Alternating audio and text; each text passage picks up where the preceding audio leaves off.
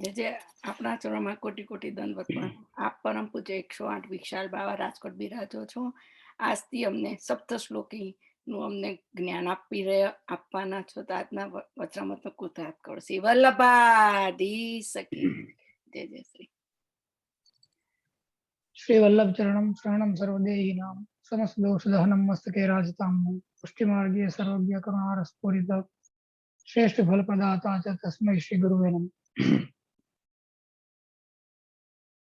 આપણે આની પહેલા વલ્લભાષ્ટક ગ્રંથ લીધો હતો અને યથાશક્ય સમજવાનો આપણે પ્રયાસ કર્યો હતો.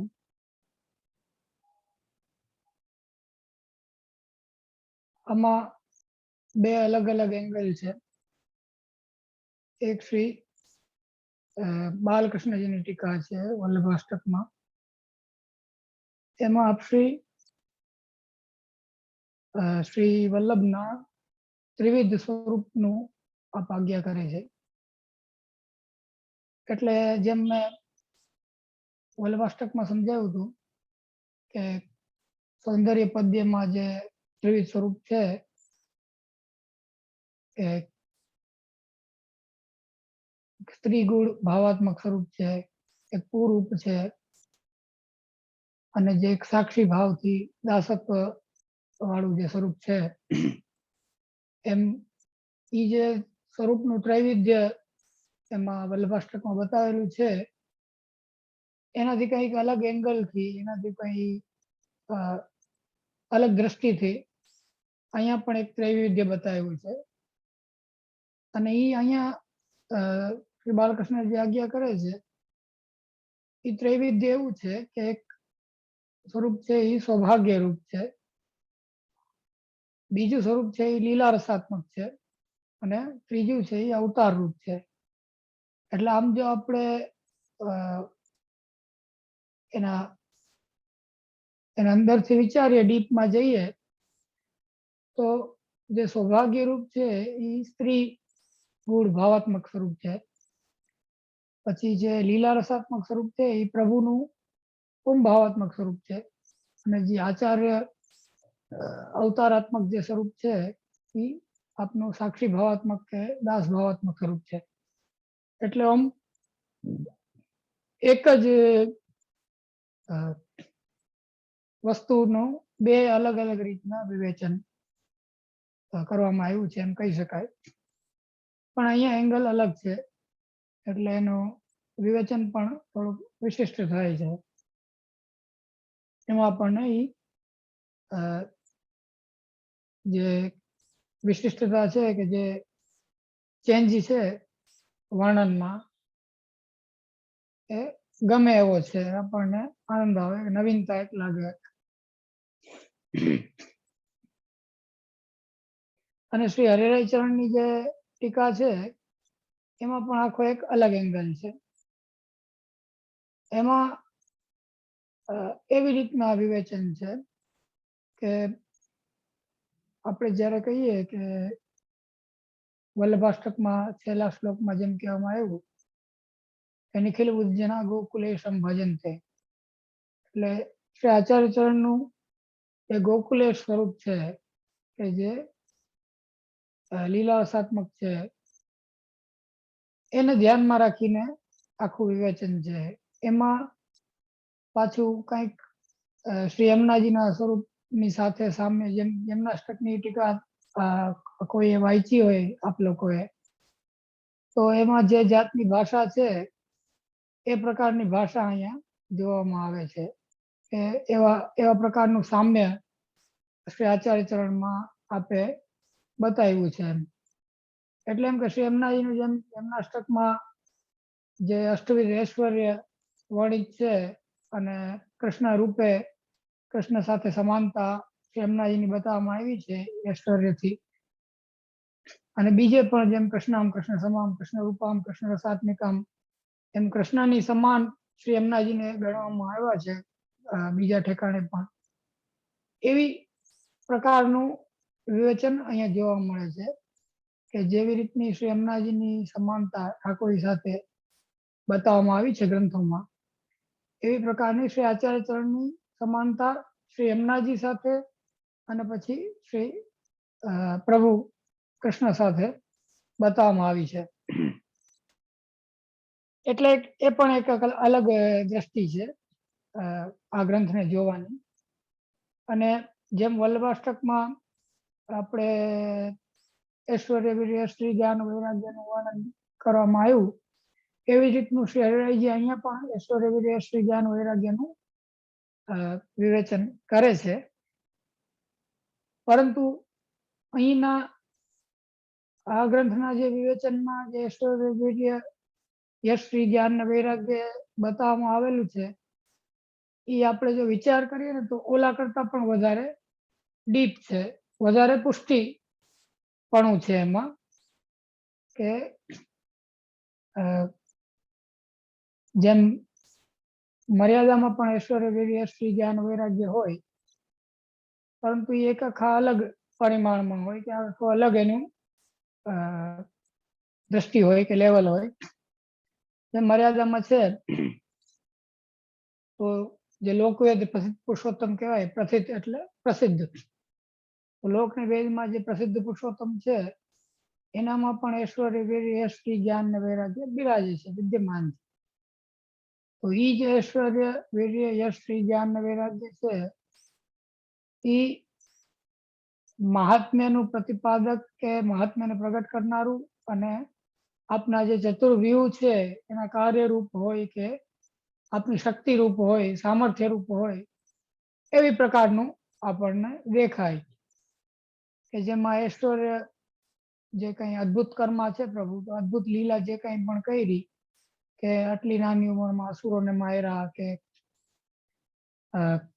એવી પ્રકારની કે જે મનુષ્યથી ના થાય, વિરાટ ધારણ કર્યો કે મનુષ્યને માં સંભવી ના શકે એવી પ્રકારની જે કાંઈ લીલાઓ આપણે કરી એનાથી આપણે ઐશ્વર્ય પ્રગટ કર્યું.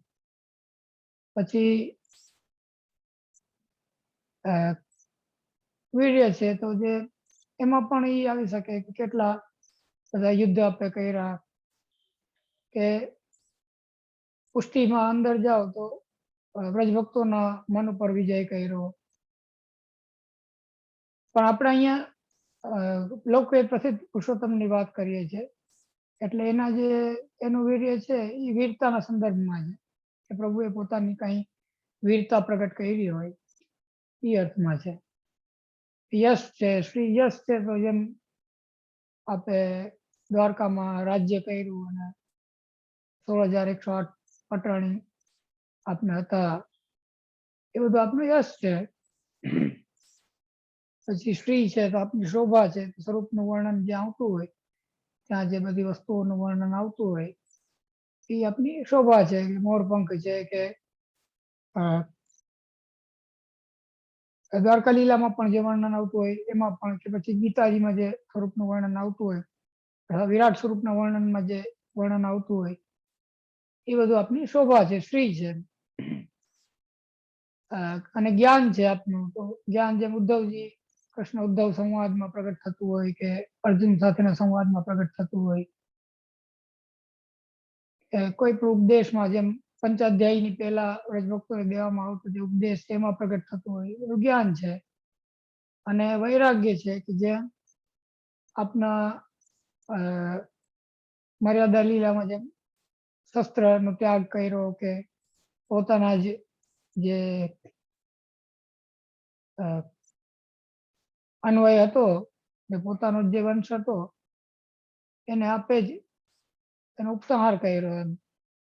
એટલે એ બધું આપણું વૈરાગ્ય છે એમ.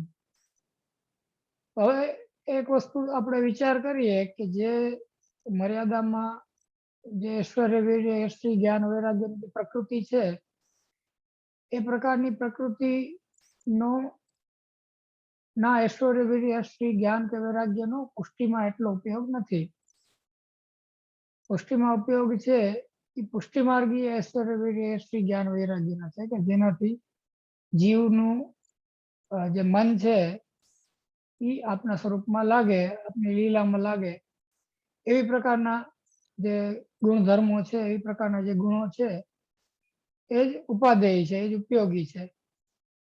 એટલે જે વલ્લભાષ્ટકમાં ઐશ્વર્ય શ્રી જ્ઞાન વૈરાગ્યનું વર્ણન છે ઐશ્વર્યાદિનું, એ પણ પુષ્ટિ સંદર્ભમાં જ છે.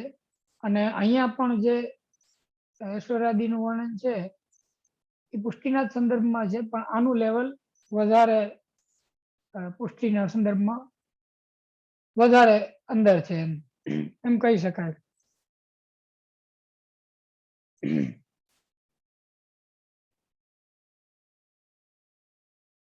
એમાં શ્રી હરિરાયજીએ પ્રથમ શ્લોકમાં બતાવ્યું છે કે ધર્મીનું વર્ણન છે, અને એ જ શ્લોકમાં ની અંતર્ગત પાછું ધર્મીની અંતર્ગત જે ધર્મ છે એનું દિગ્દર્શન માત્ર કર્યું છે, કે જેમ એક એક અક્ષરનું, કે આ અક્ષર છે એ અહીંયા ઐશ્વર્ય બતાવે છે, આ છે એ અહીંયા શબ્દ છે એ અહીંયા વીર્ય બતાવે છે, એવી રીતનું એમાં વર્ણન છે. અને શ્રી બાલકૃષ્ણજી છે એમણે આજે મેં 3 સ્વરૂપનું બતાવ્યું, કે એક તો સૌભાગ્ય રૂપ જે છે એટલે એ મૂળમાં સ્ત્રી ભાવાત્મક જે સ્વરૂપ છે, બીજું લીલા રસાત્મક, લીલા રસાત્મક તો જે કૃષ્ણ છે એ પણ લીલા રસાત્મક છે એટલે એ પુંભ ભાવાત્મક સ્વરૂપ છે.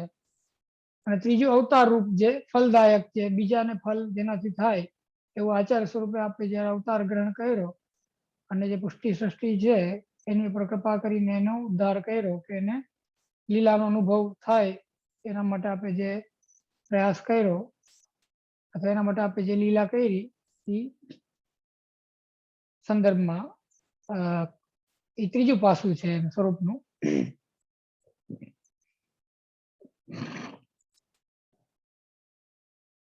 એટલે શ્રી હરિરાયજીનો જે દ્રષ્ટિકોણ છે એ એવા પ્રકારનો છે કે વલ્લભાષ્ટકમાં જે નિખિલ બુદ્ધજીના ગોકુલેશમ ભજનતે કહેવામાં આવ્યું, એ ગોકુલેશ એટલે શું, આચાર્ય ચરણને ગોકુલેશ શ્રી ગુસાઈજી શા માટે કીધા એનો આપણે જો વિચાર કરીએ તો અહીંયા શ્રી હરિરાયજીનું તાત્પર્ય એ છે કે જે પૂર્ણ પુરુષોત્તમમાં કે લીલા વિશિષ્ટ જે પ્રભુ છે એમની જે ગોકુલમાં થતી જે લીલાઓ છે એ સ્વરૂપને આપણે ગોકુલેશ કહીએ છીએ, કે ગોકુલમાં સ્થિત છે અને વ્રજભક્તો જે છે એ બધાના પતિ છે. પતિ છે એટલે રક્ષક છે, પાલક છે, પોષક છે, સ્વામી છે, એવી પ્રકારનો ભાવ બધામાં વિદ્યમાન છે. અને એવી પ્રકારનું જે સ્વરૂપ છે કે જે ગિરા ધારણ આદિ કરી અને વ્રજના જે ભક્તો છે એનું રક્ષણ કરે છે, એનું પાલન કરે છે, એનું પોષણ કરે છે, એને ભાવ ઉત્પન્ન કરાવે છે, એને પોતાના સ્વરૂપનું દાન કરે છે, સ્વરૂપ એના દ્વારા એના હૃદયમાં પોતાના સ્વરૂપને સ્થાપન કરે છે. એવી પ્રકારનું એક દ્રષ્ટિકોણ આપણે પ્રગટ કર્યો છે, કે એટલે એ ગોકુલેશ કહેવાય છે. ગોકુલેશનો એક બીજો પણ અર્થ થાય કે ગો એટલે ઇન્દ્રિયો, કુલ એટલે એનું સમૂહ, એના ઈષ્ટ એટલે એના પતિ, એના સ્વામી, એના ભોગતા. એટલે શું કે આપણી જે અલૌકિક ઇન્દ્રિયો છે, કે જે પુષ્ટિ માર્ગીય ઇન્દ્રિયો છે, કે કર્મેન્દ્રિય અને જ્ઞાનેન્દ્રિય હોય, એમાં જ્યારે ભગવત સંબંધથી અને ભગવત કૃપાથી જ્યારે કંઈક અંશે તન્નાવત્વ ઉત્પન્ન થાય અને એ તન્નાવત્વના પ્રતાપથી એ ઇન્દ્રિયોમાં એક પ્રકારનું અલૌકિક સામર્થ્ય આવે. એ અલૌકિક સામર્થ્ય શું છે, જેને આપણે ત્યાં સેવાના ફલ રૂપે બતાવ્યું કે અલૌકિક સામર્થ્ય સાયુજ્ય અને સેવોપયોગી દેહ. તો સેવોપયોગી દેહ છે એ એનું એક ફર્સ્ટ સ્ટેજ છે, કે પહેલું સ્ટેજ છે કે દેહ છે એ સેવામાં ઉપયોગી થાય. પણ સેવામાં ઉપયોગી તો દેહ થઈ ગયો, પરંતુ જે સેવામાં જે પુષ્ટિ લીલાનો અનુભવ થવો જોઈએ, કે જે દેહમાં જે અલૌકિકતા આવી જોઈએ, કે જેના કારણે જે લીલા છે એને એનો આનંદ છે એ આ દેહથી માણી શકાય, એનો અનુભવ કરી શકાય, એના માટે જરૂરી છે અલૌકિક સામર્થ્ય. કેમ કે લૌકિક જે દેહ છે એનાથી જે અલૌકિક લીલા નો અનુભવ થવો સંભવ નથી. પ્રભુનું સ્વરૂપ પણ પરમ અલૌકિક છે. જેમ ભક્તિ અંશમાં શ્રી કૃષ્ણજી આજ્ઞા કરે છે કે વૈદિક તાંત્રિક દીક્ષા અર્ચન મંત્રોપાસનાદિ વિધિથી અસ્પૃષ્ટો રમતે નિજ ભક્તેષુ, કે કોઈ વિધિથી, કોઈ દીક્ષાથી, અર્ચનથી, વૈદિક કે તાંત્રિક કોઈ પણ પ્રકારથી, કોઈ પણ સાધનથી જેને સ્પર્શ કરી શકાતો નથી એવા જે પ્રભુ છે. તો હવે એવા પ્રભુ છે તો એનો મતલબ એમ થયો કે કોઈ આપણું સાધન તો હાલે એમ નથી, કે આપણું કોઈ સાધન કે જેના દ્વારા આપણે એનો અનુભવ કરી શકીએ કે એનો સ્પર્શ કરી શકીએ એવું તો કઈ છે નહીં. તો પછી જ્યારે કોઈ પણ સાધનથી એનો અનુભવ થઈ શકતો ના હોય તો એવું કેમ છે? એવું એટલે છે કે જીવ છે એ પ્રાકૃત છે, એટલે એના સાધન પણ પ્રાકૃત છે. એનાથી જે અપ્રાકૃત સ્વરૂપ છે એનો અનુભવ સંભવ નથી. એટલે એના માટે કીધું કે અલૌકિક સામર્થ્ય. તો એ જે અલૌકિક સામર્થ્ય છે એનાથી શું થાય કે જેમ ગોપીજનોએ કીધું કે અક્ષણવતામ ફલમિદમ ન પરમ વિદામ, આંખ વાળો છે એના માટે પરમ ફલ ઈ છે કે પ્રભુના દર્શન કરે. પ્રભુના દર્શન તો કરે પણ પ્રભુના જે ભૂતલ ઉપર જે સ્થિત જે વિગ્રહ છે કે જે કોઈ ધાતુનો છે કે કોઈ કાષ્ઠનો છે કે એનો તો દર્શન નહીં કરી શકે, પરંતુ જે આનંદાત્મક સ્વરૂપ છે આપણો જે બ્રહ્મવાદ છે એમાં કીધું કે આનંદ એવ આકાર સમર્પક, કે આનંદથી જ એ સાકાર છે. સાકાર બ્રહ્મવાદ સ્થાપકો વેદ પારગ આચાર્યનું નામ છે કે એ જે સ્વરૂપ છે એ આનંદાકાર છે. તો આનંદ જેનો આકાર છે એવું જે સ્વરૂપ છે એ આનંદાકારના દર્શન ક્યારે થાય, એ કઈ રીતના થાય એમ. એટલે એના માટે અલૌકિક સામર્થ્ય જરૂરી છે, એના વગર એ ના થાય. તો એ જે અલૌકિક સામર્થ્ય છે એનાથી ઇન્દ્રિયોમાં એ સ્વરૂપનો અનુભવ કરવાનું સામર્થ્ય ઉત્પન્ન થાય અને એની સ્વરૂપનો અનુભવ થાય. હવે એ સ્વરૂપનો અનુભવ થવો એ એક પ્રકારનું પરમ સૌભાગ્ય છે. એટલે પહેલું પાસું શ્રી આચાર્યનું કીધું કે સૌભાગ્ય રૂપમ. એ સૌભાગ્ય રૂપ છે. સૌભાગ્ય શું છે? તો આપણે એમ કીર્તનમાં ભાગ્ય સૌભાગ્ય શ્રી અમને જ દઈ. તો ભાગ્ય જે છે એ શરણે આવ્યો જીવ એને આપણે ભાગ્ય કહી શકીએ. અને સૌભાગ્ય એટલે શું? કે જેનામાં સ્ત્રી ભાવ ઉત્પન્ન થયો, કે જેને નિવેદનનો ભાવ આવ્યો, કે જેને કંઈક પુષ્ટિ સ્વરૂપનો અનુભવ થયો, એ સૌભાગ્ય કહેવાય. એટલે એવી રીતનું જે સૌભાગ્ય છે એ અહીંયા પ્રથમ વર્ણિત છે. એને પહેલું પાસું કહેવામાં આવ્યું છે અહીંયા. અને એ સ્ત્રી ભાવાત્મક છે. સૌભાગ્ય જે છે કે પતિ ભાવ ઉત્પન્ન થાય અને જેમ કીધું લક્ષ્મી સહસ્ત્ર લીલાથી, કે સહસ્ત્ર લક્ષ્મીઓથી સેવાયેલા એમ લીલા રૂપી. એટલે જે વ્રજભક્તો છે એમાં પણ લક્ષ્મીપણું અને લીલામાં પણ લક્ષ્મીપણું બતાવ્યું. એનાથી એમાં શોભા પણ પ્રગટ કરી, શ્રી ગુણ પણ પ્રગટ કર્યો, અને એનાથી એમાં જે પત્નીત્વ છે પત્નીપણાનું જે સૌભાગ્ય છે એ પણ બતાવ્યું કે વ્રજભક્તોમાં એ સૌભાગ્ય આપણે સ્થાપિત કર્યું છે એમ, કે પત્ની જેવો અધિકાર આપે પ્રદાન કર્યો વ્રજભક્તોને.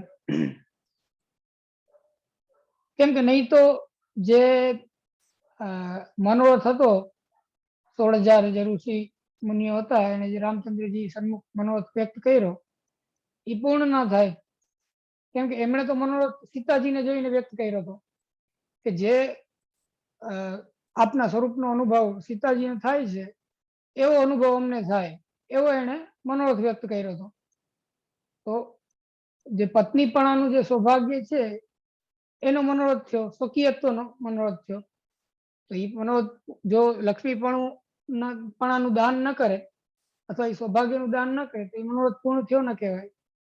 એટલે એ સૌભાગ્ય રૂપ કીધું.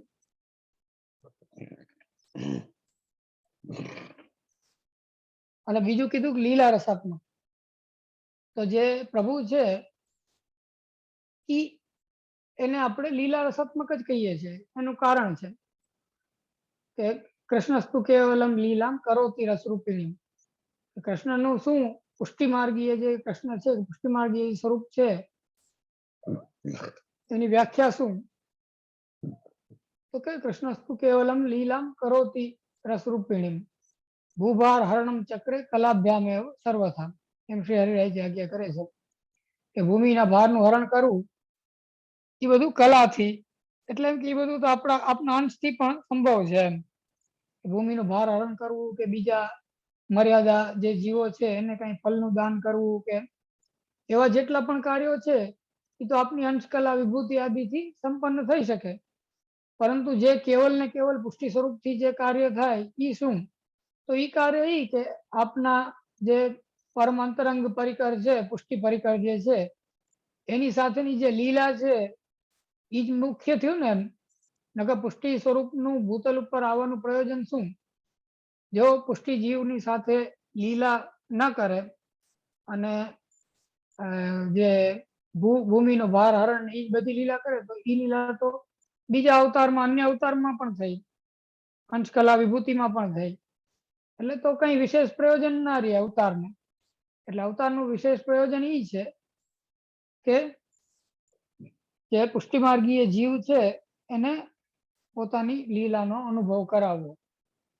તો એટલે કીધું કે કૃષ્ણસ્તુ કેવલમ લીલામ કરોતિ રસરૂપિણી. પ્રભુ છે એ રસરૂપિણી લીલા જ કરે છે. રસરૂપિણી લીલા એટલે શું?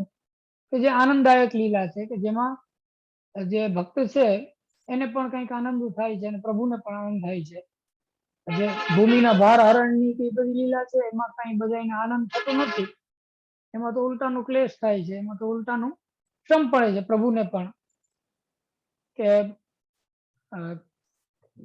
તૃણાવર્ત કે એ બધાને માર્યા, એમાં તો પ્રભુને ઉલટાનો શ્રમ થયો. તો એ કઈ આનંદરૂપ રસરૂપી લીલા ન કહેવાય. એટલે જે રસરૂપ લીલા કેને કહેવાય? કે જેમાં પ્રભુને પ્રસન્નતા થઈ, કે પ્રભુને આનંદ થયો ભક્તોની સાથે, પરિકરની સાથે. એટલે એવી જે લીલા થી પરિપૂર્ણ જે સ્વરૂપ છે કે જેને બીજી કોઈ વસ્તુની શુદ્ધિ નથી, કે જેને કોઈ બીજી વસ્તુનો અનુસંધાન નથી, એવા જે પ્રભુ છે એને આપણે કહીએ છીએ લીલા રસાત્મક, લીલા વિશિષ્ટ, પરાત્પર, કે જે બધાથી ઉપર છે. એમ એટલે એ સર્વોપરી જે સ્વરૂપ છે, લીલા વિશિષ્ટ ધર્મી સ્વરૂપ જેને આપણે કહીએ છીએ, એ આપણે લીલા રસાત્મક જ કહીએ છીએ. કેમ કે એ રસાત્મક લીલા કરવા સિવાય બીજું કઈ કરતા નથી, એટલે આપણે એને લીલા રસાત્મક કહીએ છીએ. એટલે એનું બીજું પાસું થયું કે એ લીલા રસાત્મક છે. તો અહીંયા આચાર્ય ચરણના સંદર્ભમાં એ કઈ રીતના લાગુ પડે છે એ આપણે શ્લોકમાં જોશું, પણ એનું બીજું પાસું થયું. અને ત્રીજું જે પાસું છે એ કીધું કે અવતાર રૂપ છે. અવતાર રૂપ એટલે કે જેમ પ્રભુ કૃષ્ણ અવતારમાં પ્રગટ થઈ અને જે પુષ્ટિજીવો હતા એને આનંદનું દાન કર્યું, એને કઈ અનુભવ કરાયો, એવી રીતના આપે પણ કલિકાલમાં પ્રગટ થઈ અને આચાર્ય રૂપે કેટલા બધા પુષ્ટિજીવોને અનુભવ કરાયો. એમ એટલે એ અવતાર રૂપ એક પાસું છે, એ પણ મહત્વનું છે. એટલે એ ત્રણેય રીતના આપે એનું વર્ણન કર્યું. અને શ્રી હરિરાયજીની દ્રષ્ટિ છે એમાં આપે સદગુણ નું વર્ણન ઉપર ભાર વધારે છે, કે સદગુણ યુક્ત જે ધર્મી સ્વરૂપ છે કે ગોકુલેશ. હવે ગોકુલેશ કહેતા જે મેં સમજાયું કે ગો એટલે ઇન્દ્રિયો અને કુલ એટલે સમૂહ. એટલે ઈ જયારે અલૌકિક સામર્થ્ય યુક્ત જે ઇન્દ્રિયો છે એને આપણે પુષ્ટિ ઇન્દ્રિયો કહી શકીએ. કે આપણી જયારે ઇન્દ્રિયો પુષ્ટ થઈ જાય, પુષ્ટિ યુક્ત થઈ જાય, ત્યારે એ પુષ્ટિયુક્ત ઇન્દ્રિયોમાં એ સામર્થ્ય ઉત્પન્ન થાય કે પ્રભુના સ્વરૂપનો અનુભવ કરી શકે, પ્રભુની લીલાનો અનુભવ કરી શકે, પ્રભુની સાથે વાર્તાલાપ કરી શકે, પ્રભુનો સ્પર્શ કરી શકે. એ બધા જે પ્રકલ્પો છે લીલાના, એને ઉપલબ્ધ થાય, એ બધો અનુભવ કરી શકે. તો એ જયારે એ બધા અનુભવ કરી શકે ત્યારે એની જે ઇન્દ્રિયોમાં એક પ્રકારનો પુષ્ટિ રસ પ્રગટ થાય. એની જેમ પુષ્ટિ લીલાનું વર્ણન કરતા વાણીમાં જેમ કોઈ રસ ઉત્પન્ન થયો કે કોઈ દેહમાં પુષ્ટિ રસ ઉત્પન્ન થયો, તો એ પુષ્ટિ રસનો સ્વભાવ એવો છે કે એ ચાલતો રહે, વહેતો રહે, એમ ક્યાંય સ્થિર ના થાય. એક અસ્થિર વસ્તુ છે. એટલે એના કારણે ઈ જો જેને કહેવાય ને કે એક સર્કિટ બને તો ઈ પ્રવાહ ચાલુ રહે એમ. તો એ સર્કિટનો છેડો કોણ છે? ભગવાન પોતે. તો ભગવાન જ એનું દાન કરે અને ભગવાન પાસે એનો ઉપભોગ કરે તો એ સર્કિટ બનેલી રહે, નકર સર્કિટ બ્રેક થઈ જાય. જેમ આપણને આધુનિક પુષ્ટિજીવો છે બધા, એ બધાને પણ ક્યારેક ક્યારેક પુષ્ટિનો અનુભવ થતો હોય, કાંઈ કીર્તન દ્વારા કે ભજન સેવા સ્મરણ આદિ કોઈ પણ વસ્તુથી ક્વચિત થોડી વધારે પુષ્ટિનો અનુભવ એને થતો હોય, પણ એ સર્કિટ હોય એ બ્રેક થઈ જાય અને એના કારણે એ પ્રવાહ ચાલુ ના રહે અને પાછું મર્યાદા કે પ્રવાહનો આવેશ થાય અને બદલી જાય બધું એમ. એટલે એવી રીતના ઈ જે ઇન્દ્રિયોમાં જે પુષ્ટિ રસ પ્રગટ થયો છે, કોઈ પણ જીવને અલૌકિક સામર્થ્યનું પ્રભુ દાન કર્યું એના કારણે, એ પુષ્ટિ રસનો ભોગ જો પ્રભુ પાછો ન કરે તો ના હાલે એમ, તો ના ઈ વ્યવસ્થા ચાલે. એટલે એને ગોકુલેશ શબ્દનો ત્યાં પ્રયોગ કર્યો કે એ ઇન્દ્રિયોના સ્વામી, સ્વામી એટલે ભોગતા. એટલે એ ઇન્દ્રિયોના જે સ્વામી છે, જેમ શાસ્ત્રમાં કીધું કે બધી ઇન્દ્રિયોના અધિષ્ઠાતા કોઈ ને કોઈ દેવતા છે. એનાથી આપણે આ વાત સમજાશે કે બધી ઇન્દ્રિયોના અધિષ્ઠાતા કોઈ ને કોઈ દેવતા છે. કે જ્યારે આપણે કોઈ પણ ઇન્દ્રિયોથી કોઈ પણ પ્રકારના સુખનો અનુભવ કરીએ ત્યારે એ દેવતાને પણ ભેગો ભેગો વિના કારણે સુખનો અનુભવ થાય એમ, કેમ કે એના અધિષ્ઠાતા દેવ છે. એ અધિષ્ઠાતા દેવ છે એટલે આપણને જે સુખ મળ્યું એનું કંઈક ટેક્સ રૂપે કે જે કંઈ સમજો એ રૂપે એ સુખ એને પ્રાપ્ત થઈ જાય એમ, એ અધિષ્ઠાતા દેવતાઓને. તો હવે જેમ પ્રાકૃત દેવતાઓ છે એ પ્રાકૃત દેહમાંથી પોતાનો ભાગ કાઢી લે કે પોતાનો સુખ છે એ અનુભવ કરી લે, તો આ તો દેવાધિદેવ પરમ અલૌકિક સ્વરૂપ છે. એટલે એને ભોગ્ય જે પદાર્થ છે એ પરમ અલૌકિક સ્વરૂપને ભોગ્ય પદાર્થ પણ પરમ અલૌકિક છે. એટલે એને ભોગ્ય જે પદાર્થ છે કે લીલા રસ છે કે પુષ્ટિ રસ છે કે પુષ્ટિ ભાવ છે કે પ્રેમ છે, એટલે મુખ્ય અહીંયા જેને કહેવાય ને કે લક્ષ્ય એ પ્રેમનું છે. કેમ કે ભાવ તો ક્વચિત મહાત્મ્યનો પણ હોઈ શકે કે દાસત્વનો પણ હોઈ શકે, શરણાગતિનો પણ હોઈ શકે, પણ જે પ્રેમ છે એ તો કેવલ રસાત્મક જ હોય. એટલે જે પ્રેમ ઉત્પન્ન થયો અથવા પ્રેમથી ઉત્પન્ન થયેલો જે કાંઈ પુષ્ટિ રસ કોઈ પણ જીવની અંદર પ્રગટ થાય એનો જ્યારે પ્રભુ ભોગ કરે છે એ સ્વરૂપને ગોકુલેશ ગૂઢ ભાવથી કહેવામાં આવ્યું. એટલે ગોકુલેશનો અર્થ એ થયો કે આપણી ઇન્દ્રિયોમાં જ્યારે પુષ્ટિ રસ પ્રગટ થાય એનો જે ભોગ કરે છે એવા આપણી ઇન્દ્રિયોના જે સ્વામી છે એને આપણે ગોકુલેશ કહીએ છીએ. એક્ઝેક્ટલી એ જ અર્થમાં આખું આ ગ્રંથનો આપે વિવેચન કર્યું છે કે શ્રી આચાર્ય ચરણ છે એ સ્વરૂપ છે કે જે આપણી અંદર પ્રગટ થયેલા પુષ્ટિ ભાવોનો અનુભવ કરે છે એમ, એ અર્થમાં આપવાનું વિવેચન કરે છે. પછી આગળ તો વધારે વિશેષ તો આના ઉપર એટલું બધું વિવેચન છે કે બધું તો કહી શકાય નહીં, પણ જેટલું યથાશક્ય પ્રયાસ કરશું કવર કરવાનું.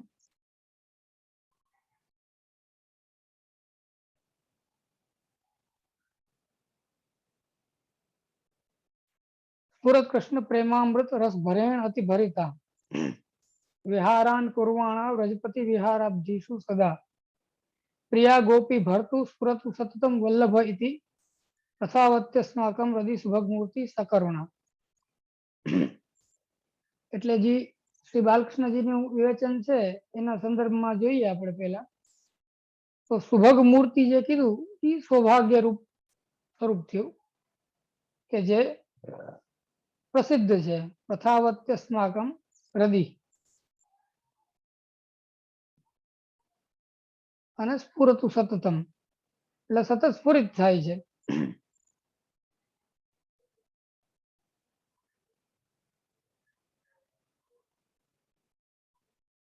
એટલે આનો સંદર્ભ તમે વિચારો ને, સંદર્ભથી આને જોઈએ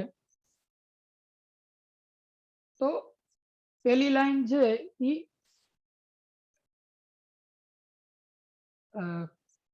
વિશેષણ છે કે સ્ફુરત કૃષ્ણ પ્રેમામૃત, કે કૃષ્ણના પ્રેમનું જે અમૃત છે એનો જે રસ છે, અમૃત રૂપી જે રસ છે એ રસના ભરથી, રસનો ભર એટલે રસનો ઉભાર, રસની ઉચ્છલિતતા, એ રસની ભરતી, જેમ સમુદ્રમાં ભરતીનો ઓટ આવે એમ ભરતી જે હોય એનો ઉછાલ થયો, એની ઉચ્છલિત ભાવ થયો એનો. એટલે કૃષ્ણ પ્રેમ રૂપી અમૃત રસ જે છે એના ઉચ્છલિત ભાવથી ભરિત જે સ્વરૂપ છે ઈ એમ, ઈ એક વિશેષણ થયું. વિહારાન કુર્વાણા વ્રજપતિ વિહારાબ્દીષુ સદા, એટલે વ્રજપતિ એવા જે વ્રજના અધિપતિ પ્રભુ છે એના વ્રજભક્તો સાથેના વિહારના જે સમુદ્રો છે એ બહુવચનમાં છે, વિહારાબ્દીષુ એટલે એના વ્રજભક્તો સાથેની લીલા રૂપી જે સમુદ્રો છે એમાં જે વિહાર કરવા વાળા છે એ, આ બીજું વિશેષણ છે.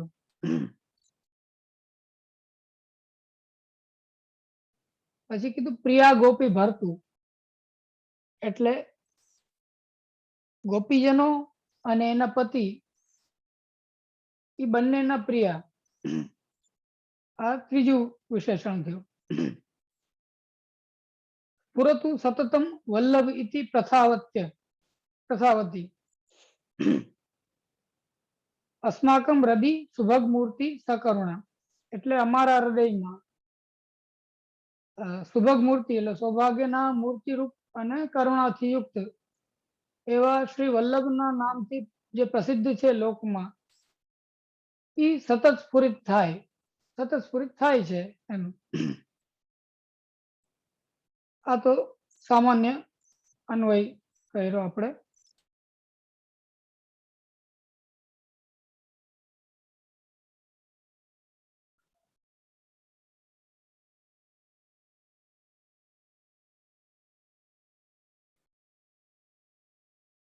એટલે એ સૌભાગ્ય રૂપ જે મૂર્તિ છે કે જે સ્વરૂપ છે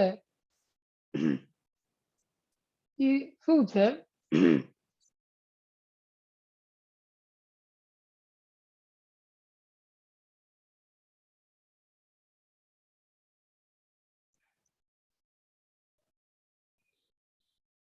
એટલે જે પ્રભુનું જે સ્વરૂપ છે એ શૃંગાર રસાત્મક છે, એટલે સાક્ષાત શૃંગાર રસની અથવા શૃંગાર રસાત્મક જે લીલા રસ છે એનું સ્વરૂપ છે, એનું વિગ્રહ છે, પ્રભુનું સ્વરૂપ છે. એવી રીતના ઈ લીલા રસ નો લીલા રસ જેમાં સતત પૂરિત થાય છે એવા શ્રી આચાર્ય ચરણ છે, ઈ લીલા રસની ઈ પણ મૂર્તિ છે ને, ઈ પણ એનું સ્વરૂપ છે ને, એટલે કીધું કે હૃદય સુભગ મૂર્તિ સકરુણ.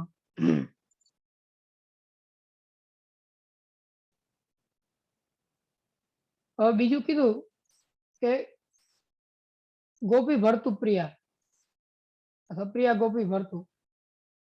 ગોપી ભરતું પ્રિયાનો મતલબ શું થાય કે કોઈ જે પ્રભુ છે, કૃષ્ણ છે, એને એનું પ્રિયાતું હોય કે એને પ્રિય હોય, એના માટેનું પ્રિયપણું વિદ્યમાન હોય, પણ જે ગોપીજનો છે એનું પ્રિયપણું ન હોય. તો અવાજ આવે છે ને મારું, સંભળાય છે? હા જે આવે છે.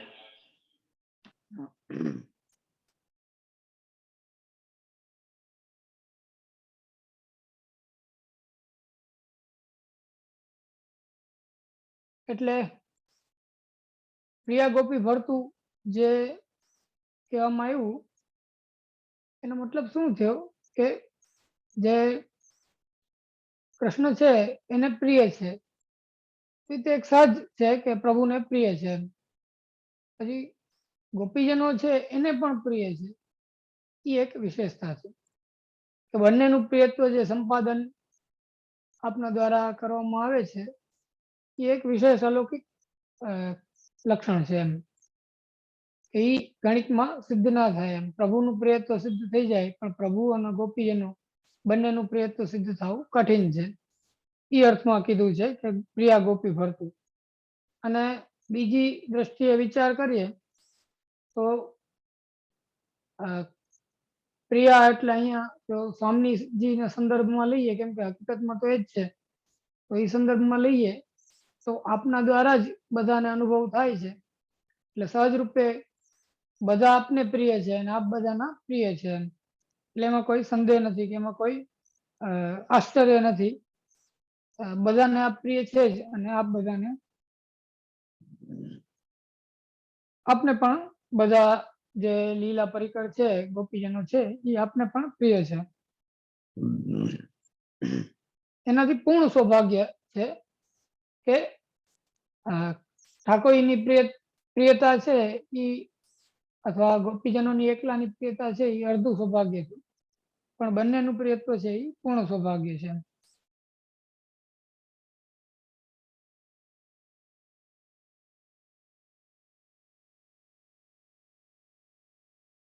હવે આ જે આખો ગ્રંથ છે ને એમાં એક પ્રકારનો સ્વકીય ભાવની મુખ્યતા જોવામાં આવે કે પ્રભુ જે સ્વામી રૂપે આચાર્ય ચરણને જોવામાં આવ્યા છે કે જે ગ્રહ સ્વામી છે એ જેમ ગ્રહદાસ હોય એની ઉપર પ્રસન્ન થાય એવી રીતના અહીંયા વર્ણન કરવામાં આવેલું છે. એવી રીતનું સ્વરૂપ ગ્રહ સ્વામી રૂપે, એટલે એમ કે પુષ્ટિમાર્ગ રૂપી આખું જે ઘર છે એના સ્વામી શ્રી આચાર્ય ચરણ છે, એક તો એ અર્થ થાય. અથવા ગ્રહ સ્વામી એવા જે પ્રભુ છે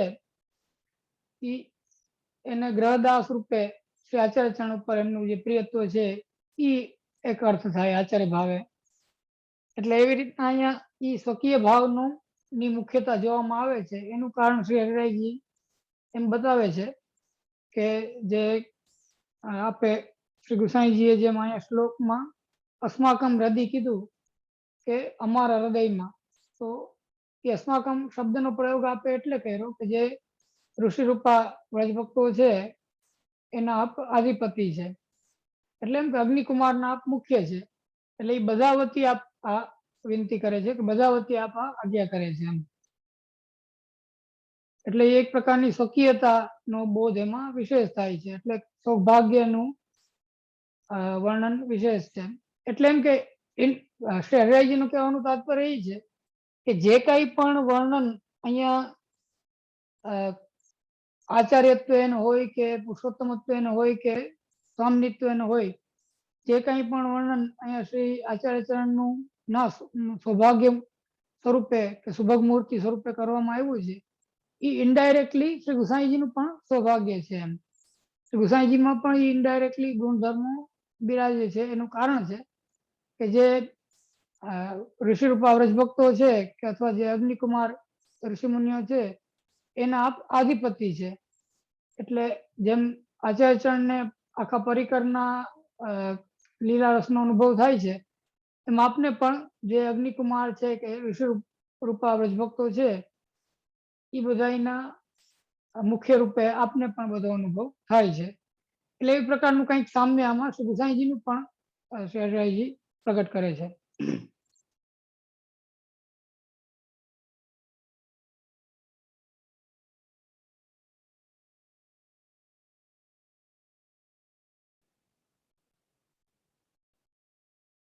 હવે કીધું આપણે પ્રિયા ગોપી ભરતું નો અર્થ જોઈ લીધો અને હૃદય સુભગ મૂર્તિ એ સમજ્યો આપણે કે જે સૌભાગ્ય રૂપ સ્વરૂપ છે. અને પછી છે કે પુરતુ સતતમ વલ્લભ ઇતિ, એટલે કે જે શ્રી વલ્લભ નામથી જે પ્રસિદ્ધ છે, એટલે એમ કે જે આચાર્ય રૂપે જે પ્રગટ થયા છે એક તો ઈ, એ આપણને સકરુણ ના અર્થમાં ખબર પડે કે કરુણા મહોદાર ચરિત્રવાન કે મહાકારુણિક વિભુ જેમ સર્વતનજીમાં કીધું એમ પરમ કારુણિક જે સ્વરૂપ છે કે જે આપણી ઉપર કૃપા કરવા માટે ભૂતલ ઉપર પ્રગટ થયા છે અને એને અહીં વિનંતી કરવામાં આવી કે સ્ફુરતુ સતતમ વલ્લભયથી. વલ્લભયથી એટલે કે વલ્લભ રૂપે જે પ્રસિદ્ધ છે ભૂતલમાં. એક તો એ અર્થ થયો સામાન્ય અર્થ, અને બીજો ગૂઢ અર્થ એ થયો કે વલ્લભ છે એટલે પ્રિય છે. પ્રિય છે એટલે પ્રભુને પણ પ્રિય છે અને વ્રજભક્તોને પણ પ્રિય છે. એટલે એમ કે આખા પરિકરને સૌથી વિશેષ પ્રિય છે. એટલે એમ કે જે પુષ્ટિમાર્ગીય જીવો છે એને ઠાકોરજીથી પણ વિશેષ પ્રિય છે, કેમ કે એમના થકી એમના દ્વારા આપણને પ્રભુ પ્રાપ્ત થાય છે. એટલે એ વલ્લભ શબ્દથી ઇંગિત કર્યું.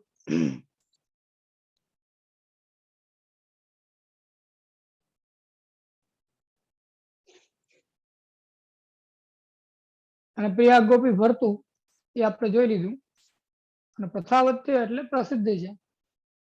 તો હવે કોઈને એમ થાય કે પ્રસિદ્ધ છે એટલે જેમ ત્યાં લોકો પ્રસિદ્ધ હોય એવી રીતની વાત થઈ, પણ એવી રીતની વાત નથી. અહીંયા પ્રસિદ્ધિ જે છે એ પુષ્ટિ સંદર્ભમાં જે યશ ગુણના સંદર્ભમાં છે કે જે એક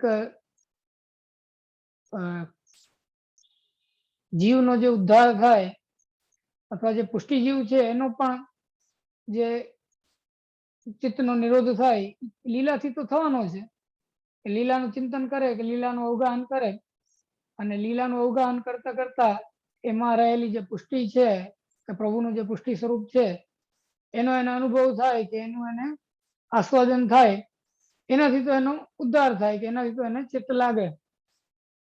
એટલે જે યશ છે પ્રભુનો લીલારૂપી, એનાથી જ જીવને પ્રભુમાં ચિત્તનું લાગે છે. પછી પુષ્ટિ ભાવથી કે મર્યાદા ભાવથી સતત સમયે જે યોગ્ય હોય એ પ્રકારે થાય છે. પરંતુ કહેવાનું તાત્પર્ય એ છે કે પુષ્ટિમાં પણ જે પુષ્ટિ યશ છે એનો ઉપયોગ છે અને એમાં કઈ વાંધાજનક નથી, કેમ કે એ યશ કઈ મહાત્મ્ય રૂપ યશ નથી કે પ્રભુએ એટલા અસુરોને માર્યા કે પ્રભુએ ચક્ર ધારણ કર્યો કે પ્રભુએ ના જે 4 વ્યૂ છે એનું આ સામર્થ્ય છે કે એ સંદર્ભમાં યશ નથી. પણ યશ એ સંદર્ભમાં છે કે પ્રભુમાં આવા અલૌકિક પુષ્ટિ ગુણધર્મો રહેલા છે કે પ્રભુનું સ્વરૂપ પુષ્ટિ છે કે જેનાથી પુષ્ટિ લીલાનો અનુભવ થાય છે. એ પ્રકારનું પુષ્ટિત્વ કે જેને શ્રી હરિરાયજી અહીંયા વેણુગીત સાથે સરખાવે છે. વેણુગીત સાથે સરખાવે છે. લાભ કઈ રીતના સરખાવે છે? અહીં કીધું કે સ્ફુરતુ સતતમ, એ સ્ફુરિત થાય. તો સ્ફુરિત થાય એટલે એનો મતલબ શું? એનો મતલબ એ થયો કે જેમ વેણુગીતમાં પ્રભુએ વેણુનાદ કર્યો અને વેણુનાદ કર્ણ દ્વારા વ્રજભક્તોના અંદર પ્રવેશ્યો અને પછી એ કર્ણથી પ્રવેશ કરી અને હૃદયમાં ઉતરો. હૃદયમાં ઉતરો અને એનાથી કોઈક પ્રકારનું સ્વરૂપ પ્રભુનું પ્રગટ થયું. જેવો ભાવ હતો અથવા જેવો એના હૃદયનો આકાર હતો એવા આકારનું સ્વરૂપ પ્રગટ થયું. એટલે આનંદ એવા આકાર સમર્પક જેમ વાત છે કે ભાવ છે એ જ આનંદરૂપ છે. તો ભાવનો જ આકાર એ સ્વરૂપે ધારણ કર્યો. અને એવું હોવાના કારણે જ બધા વ્રજભક્તોને કંઈક ને કંઈક અલગ સ્વરૂપનો અનુભવ થયો. બધાને એક જેવો અનુભવ ન થયો. બધાને કંઈક ને કંઈક અલગ સ્વરૂપનો અનુભવ થયો. એટલે એક પ્રભુની ઇમેજ, એક પ્રભુનું સ્વરૂપ, એક પ્રભુનું વિગ્રહ એ વ્રજભક્તોના હૃદયમાં પ્રગટ થયું. કેનાથી પ્રગટ થયું? તો કે ખાલી વેણુનાદ સાંભળવા માત્રથી. વેણુનાદમાં કઈ શબ્દો તો હતા નહીં, વેણુનાદમાં કોઈ ગીત તો હતું નહીં, કે ભગવાન એને કોઈ ઉપદેશ તો આપ્યો નતો, કે ભગવાન એની સામે કઈ ભાગવત વાંચી નથી.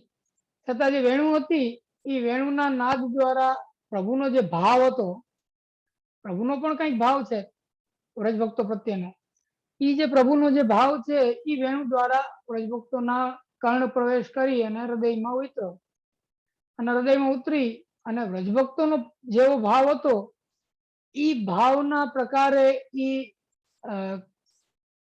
વેણુનાદે સુધાનું સ્વરૂપ ગ્રહણ કર્યું અને એ ભાવના પ્રકારે એક આકાર બન્યો પ્રભુના સ્વરૂપનો. હવે એ આકાર બન્યો એ બધા જ વ્રજભક્તોમાં અલગ અલગ બન્યો. તો એવી ટાઈપની આ વાત છે. સ્ફુરતુ સતતમ વલ્લભ કે ઈ સ્વરૂપ સ્ફુરિત થાય. ત્યાં જેમ સ્ફુરિત થયું કે વેણુનાદ સાંભળવાથી વ્રજભક્તોના હૃદયમાં આકાર પ્રગટ થયો અને સ્વરૂપ સ્ફુરિત થયું, એવી રીતનું અમને સ્ફુરિત થાય એમ હૃદયમાં. એટલે આમાં પણ ઈ જ છે કે આચાર્યનું સ્વરૂપ એક જ છે અને વર્ણન પણ એક જ પ્રકારનું વાંચવા મળે છે બધાને. ઈ જ વેણુનાદ છે કે આપણને બધાને સર્વોત્તમજી વલ્લભાષ્ટક, સપ્ત શ્લોકી, 84 વૈષ્ણવની વાર્તા, 252 વૈષ્ણવની વાર્તા અને આપશ્રીના રચિત બીજા ગ્રંથો છે, 16 ગ્રંથ છે કે આપનો જે વાંગ્મય છે, એ વાંગ્મય છે એ આપનું એક શ્રીઅંગ રૂપ જ છે.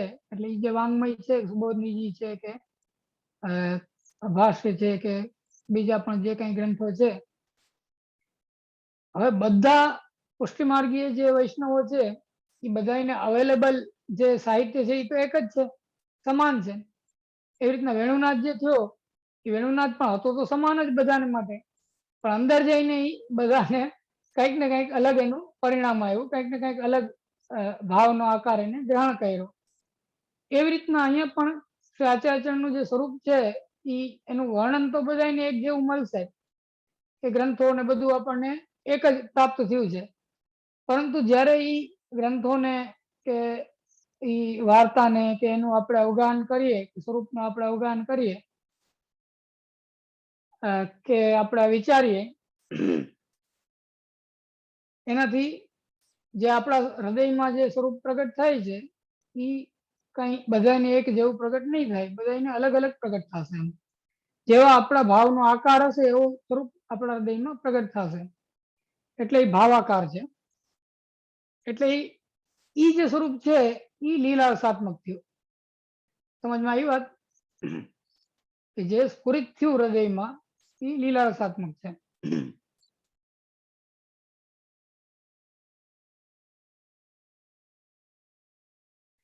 એટલે કે સ્ફુરતુ સતતમ વલ્લભ ઇતિ, એટલે વલ્લભ નામે જે પ્રસિદ્ધ છે અથવા પુષ્ટિ યશ જેમનો છે એવા આપણા શ્રી આચાર્ય છે એ સ્ફુરિત થાય એમનું સ્વરૂપ. એમનું કેવું સ્વરૂપ? તો કે પ્રિયા ગોપી ભરતું, કે જેમ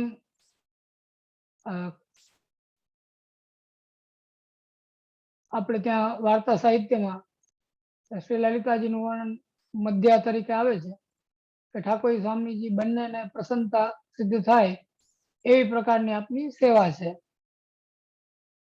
એક એવો પણ ભાવ અહીંયા બતાવવામાં આવ્યો છે કે ઠાકોર સ્વામીજી બંનેની પ્રસન્નતા થાય એવી પ્રકારની આપની લીલા છે, એ પ્રકારનું આપની કૃતિ છે એમ. એટલે ઈ ભાવ જે છે એ આચાર્ય રૂપ છે.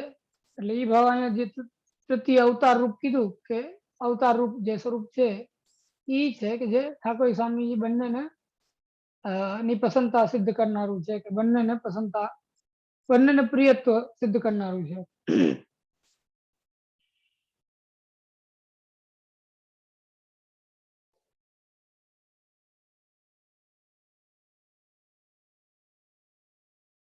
એટલે આપણે નીચેથી શ્લોક જોવો પડ્યો, કેમ કે જે ત્રણ પાસા શ્રી બાલકૃષ્ણજી બતાવે છે એ આ ક્રમમાં જ છે.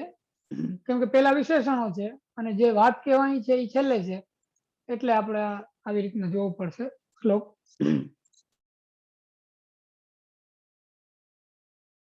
વિહારાન કુર્વાણ વ્રજપતિ વિહારાબ્ધિષુ સદા.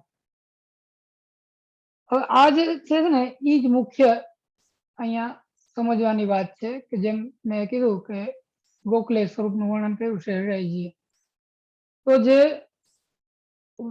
પ્રભુનો જે વિહાર છે, વિહાર શબ્દનો અર્થ શહેરાઈજી એવો કર્યો કે વિશેષ પ્રકારે મનને હરી લે એ વિહાર. એટલે એવી પ્રકારનો જે પ્રભુનો જે વિહાર છે કે લીલા જે છે એના જે સમુદ્રો છે, એટલે એમ કે પ્રત્યેક જે વ્રજભક્ત છે એ પ્રત્યેક વ્રજભક્ત સાથે થતી લીલાનો જે સમુદ્ર છે એવા સમુદ્રોનો સમૂહ એમ વિહારાબ્ધિશુ, એટલે સમુદ્રોનું પાછું બહુ જ, એક તો સમુદ્ર પોતે જ એટલો બધો વિશાળ છે અને એ સમુદ્રનું પાછું બહુવચન છે કે અનેક જે સમુદ્રો છે એમાં એમાં વિહાર કરવા વાળા, એટલે એમ કે એમાં રમણ કરવા વાળા. તો જે રમણ છે એ જ ઐશ્વર્ય રૂપ છે, એ જ પ્રભુનો ઐશ્વર્ય ગુણધર્મ છે શ્રી હરિરાયજીના અનુસાર. અને જે સ્ફુરણ કીધું કે સ્ફુરત કૃષ્ણ પ્રેમામૃત, તો કૃષ્ણ પ્રેમામૃત જે છે એને અમૃત કીધું. અમૃત કીધું એટલે કે જે વ્રજભક્તો જે અતિશય આરતીયુક્ત હોય, અને આરતીયુક્ત હોય એટલે જેનું જીવન સંપાદન કરવું કઠિન હોય એવા જે વ્રજભક્તો છે એ જ્યારે એને કૃષ્ણ પ્રેમ ના અમૃત રૂપી જે રસ છે એના ભરથી ભરી એવા શ્રી આચાર્ય છે એમના દ્વારા જે લીલા રસનો અનુભવ એને થાય છે એ વ્રજભક્તોને, એનાથી એનું જીવન સંપાદન થાય છે. એટલે એક પ્રકારે અમૃત રૂપે થયું, એ અમૃત રૂપ છે અને અમૃત છે એ જીવનને સંપાદક છે કે એનાથી જીવન ટકી રહે એમ. અથવા એમ સમજી શકાય કે લીલા રસનો અનુભવ થતો રહે તો એનું જે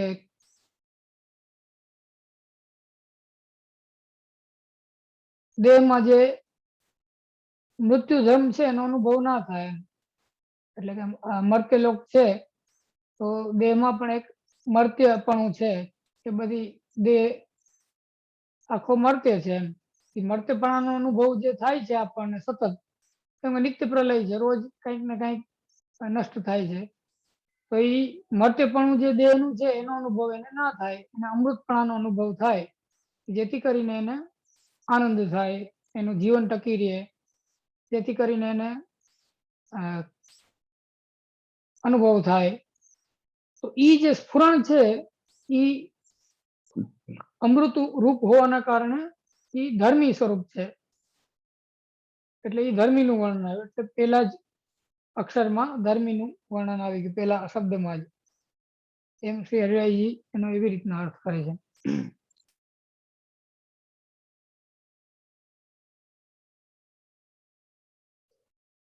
અને અતિ કીધું કે રસ ભરે અતિ ભરિતા. અતિ ભરિતા એટલે ઉચ્છલિત થાય ત્યાં સુધી, એટલે એમ કે રસ ભર કીધું, ભરમાં પણ ઉચ્છલન નું કીધું અને અતિ ભરિતામાં પણ ઉચ્છલિત ભાવનું કહેવામાં આવ્યું. એનું કારણ છે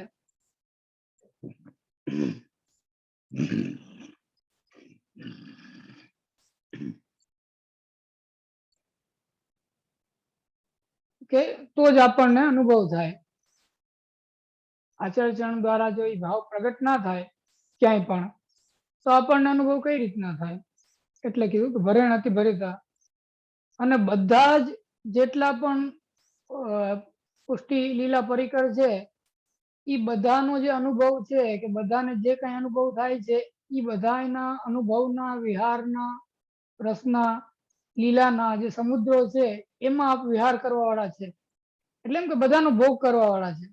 એટલે યજ્ઞ ભોગતા યજ્ઞ કરતા જેમ કીધું ઈ પણ, અને જેમ ગોકુલેશ કીધું કે લીલા રસ જે ઇન્દ્રિયોમાં પ્રગટ થાય છે એનો આપ અનુભવ કરનારા છે, એનો આપ ભોગ કરનારા છે.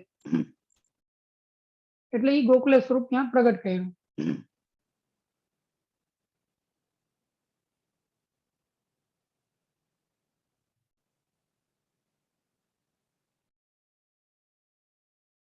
એ ઐશ્વર્ય થયું.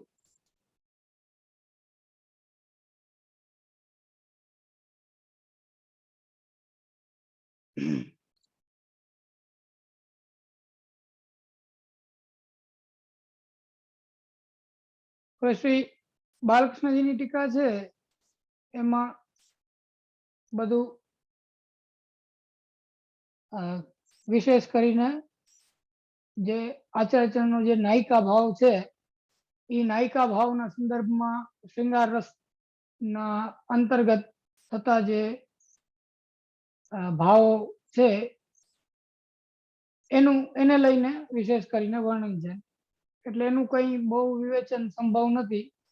તો અનુભવ ગમ્ય વસ્તુ છે, એટલે જેને પણ જાણવાની ઈચ્છા હોય એ વિશેષ ટીકાનું અવગાહન કરે. પણ શ્રી હરિરાયજીની ટીકા છે એને આપણે થોડીક સમજી, એમાં પણ ખૂબ જ ટૂંકમાં લીલારસાત્મક વર્ણન તો છે, પરંતુ એમાં જે આ ઐશ્વર્ય વીર્ય શ્રી જ્ઞાન વૈરાગ્ય અને એક પ્રકારનું શ્રી યમુનાજી સાથેનું સામ્ય અને એ બધું જે વર્ણન છે એટલો ભાગ આપણે સમજી શકીએ. એટલે એનું આપણે વિવેચન કરવાનો પ્રયાસ કરશું.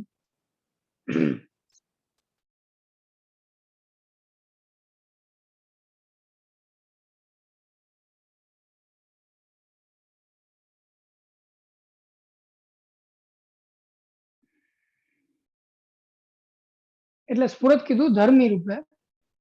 સ્ફુરત છે એ ધર્મીનું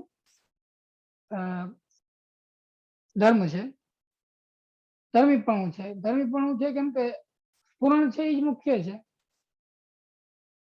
જે કૃષ્ણ પ્રેમ છે એ સતત સ્ફુરિત થાય છે, એ જ આપનું પૂર્ણપણું છે, એ જ આપનું ધર્મીપણું છે.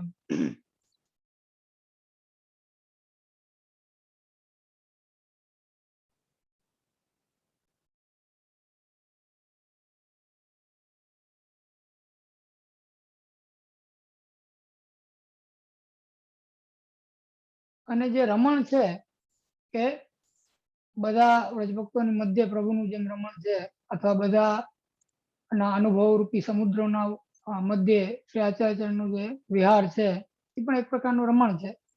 એટલે એ જે રમણ છે એને ઐશ્વર્ય રૂપ કીધું. એ ઐશ્વર્ય રૂપ છે, એ જ પૂર્ણ રૂપ છે.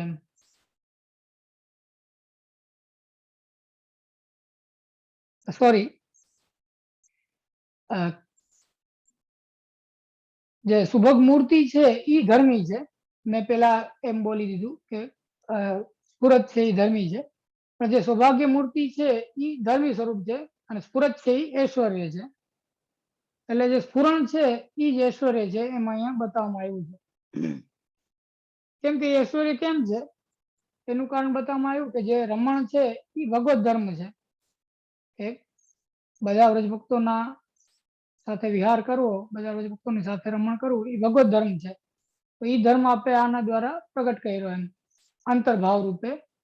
એટલે એ ભગવત ધર્મ છે એ ઐશ્વર્ય રૂપ છે.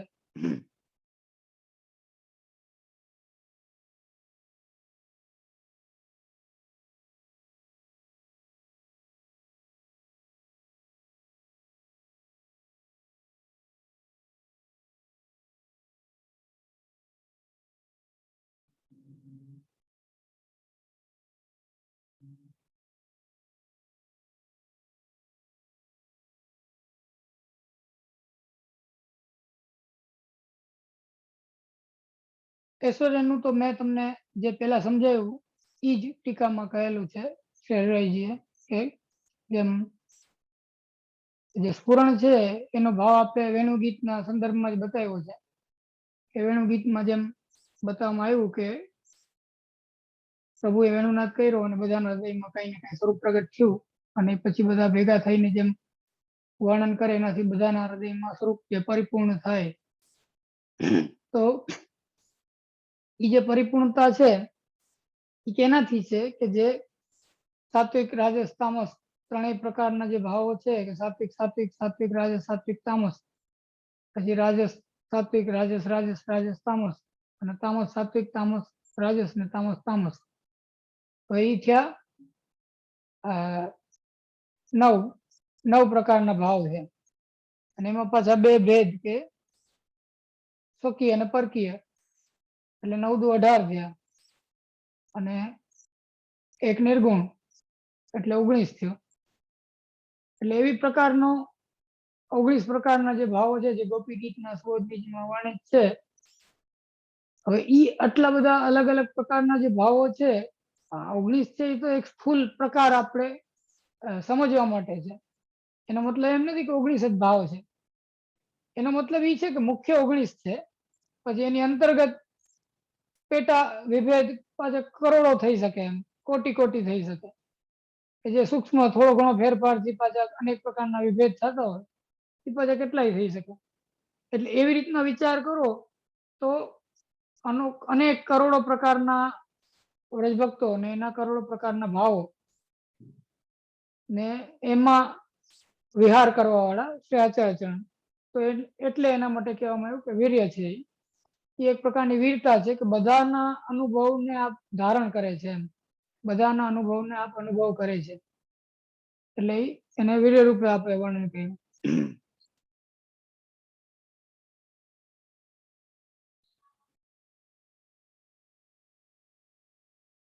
જેમ હવે કોઈને એમ પ્રશ્ન થાય કે એવું કઈ રીતના સંભવી શકે કે બધાનો અનુભવ આપને થાય, તો એના માટે અહીંયા પાછું વેણુ ગીતની જ વાત છે કે જેમ પ્રભુએ વેણુનાથથી એ ભાવને ઉત્પન્ન કર્યો કોઈ પણ વ્રજભક્તના હૃદયમાં, તો પ્રભુને તો ખબર જ હોય કે પ્રભુને તો એ અનુભવ થતો જ હોય એમ, કેમ કે એમ આપનામાંથી જ પ્રગટ થયો છે. એ રીતના શ્રી આચાર્યચરણ છે એ સ્વામી રૂપ છે, સ્વામી રૂપે આપનામાંથી જ બધાના અંદર એ ભાવ પ્રગટ થયો છે. તો જે આપના દ્વારા જ પ્રગટ થયો છે એ ભાવને આપને તો અનુભવ થતો જ હોય. અને આચાર્ય રૂપે પણ વિચાર કરો તો આચાર્ય રૂપે જે કંઈ પણ પુષ્ટિ માર્ગમાં રહેલા જે ભાવો છે એ બધા આપના દ્વારા જ પ્રગટ થયેલા છે. એટલે કોઈને પુષ્ટિ માર્ગમાં કંઈક પણ પ્રકારનો અનુભવ થાય તો એ આપના દ્વારા જ થવાનો છે, અને આપને તો એ અનુભવ થતો જ હોય એમ, કેમ કે આપ જ મુખ્ય માધ્યમ જ આપ છો, કે આપના દ્વારા જ એ અનુભવ પ્રાપ્ત થાય છે.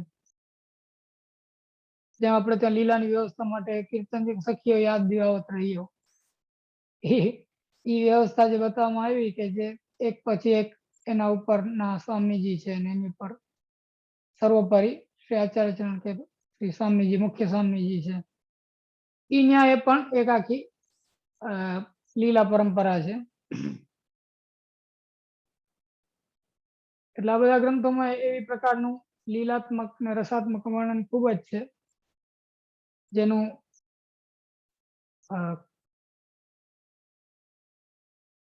બુદ્ધિગમ્ય વિવેચન કરવું સંભવ નથી, કેમ કે એ હૃદયગમ્ય વસ્તુ છે, એટલે એને એ રીતના જ ગ્રહણ કરવી પડે.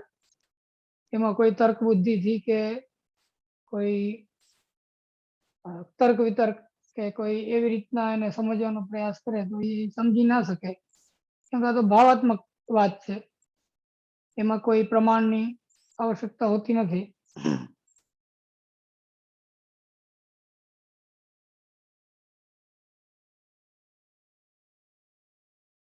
હવે લીલા કેવી છે તો કે સ્વ સ્વરૂપ ધર્મ મર્યાદા ત્યાગ પુરસ્સર, એટલે જે વિહારાબ્ધિ સુસદા કીધું કે વિહારના જે સમુદ્રો છે એ કેવા છે, તો કે પોતપોતાના સ્વરૂપની મર્યાદાના ત્યાગ પૂર્વકની લીલા છે.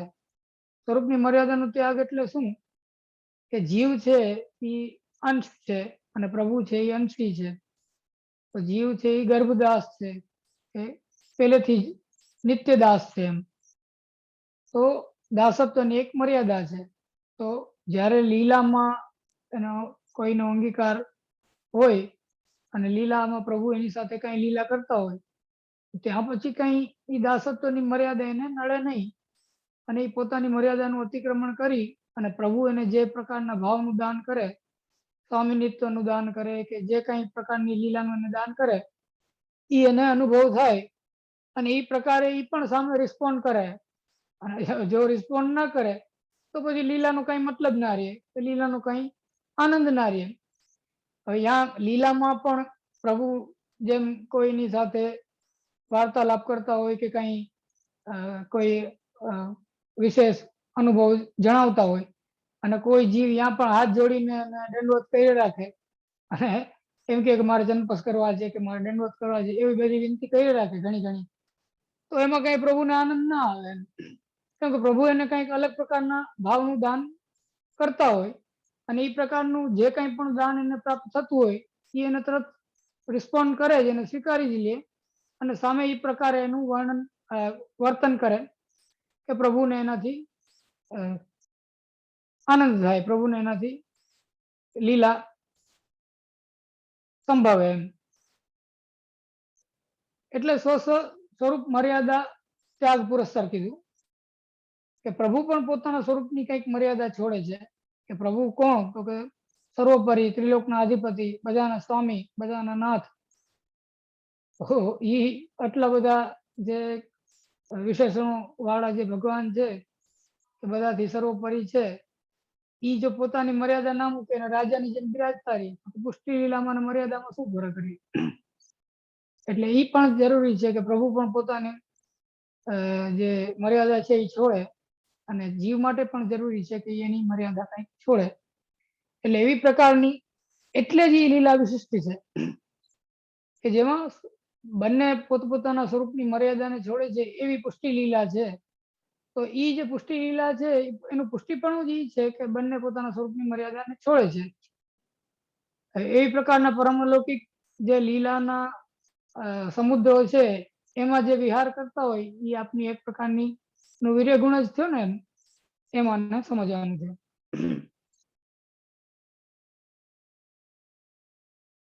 અને એક બીજો એંગલ પણ આમાં બતાવવામાં આવ્યો છે હરિયાજી દ્વારા, કે જેમ આપણે શ્રી આચાર્યનું સર્વોત્તમજીના વિવેચનમાં જોયું કે પ્રતિક્ષણ નિકુંજસ્થ લીલા રસ્તુ પૂરિતા. તો પ્રતિક્ષણ નિકુંજસ્થ, નિકુંજમાં સ્થિત પ્રતિક્ષણ લીલા રસથી પરિપૂરિત એમ. તો કોકને એમ થાય કે તો એક જ પ્રકારની લીલાનો રસનો અનુભવ થાય છે કે બધી પ્રકારની લીલાનો રસનો અનુભવ થાય છે?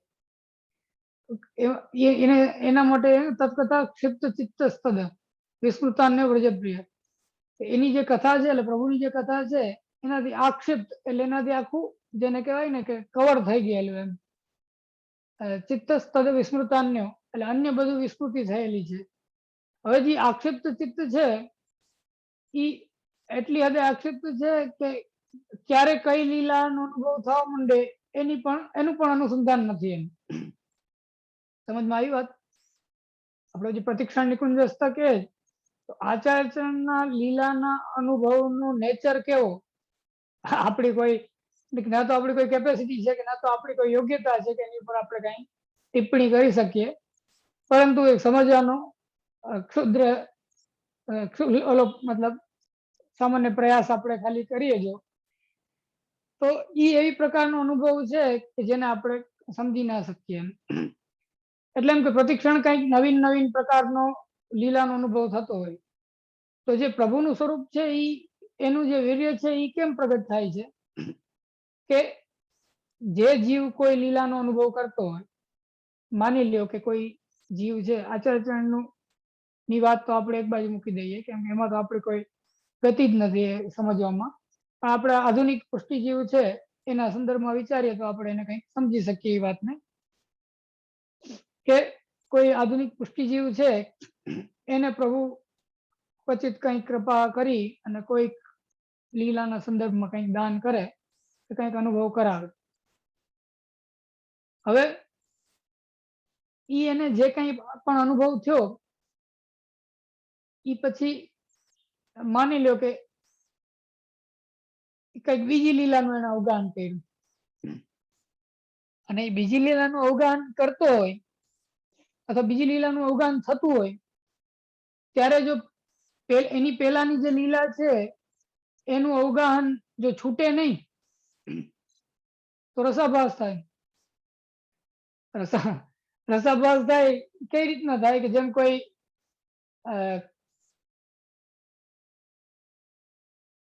બિહાગ રાગ ગાય અને પછી એના પછીનું બીજું કીર્તન કોઈ કેદારામાં ગાવાનું હોય અને બિહાગ જે છૂટે નહીં તો રસાભાસ થાય, તો કેદારો થાય જ નહીં, કેમ કે બિહાગ એમાં પ્રવેશ કરી ગયો.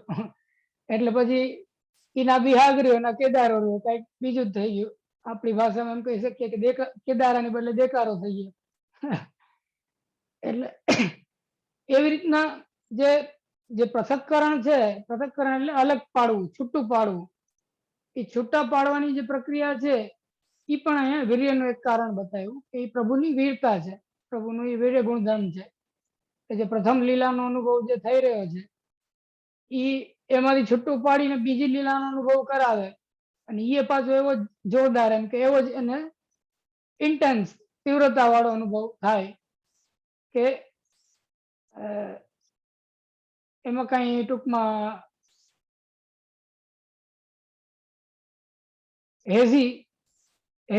હેઝીનેસ ના હોય એમ એવા કોઈ ટૂંકમાં ધૂંધળાપણું ના હોય.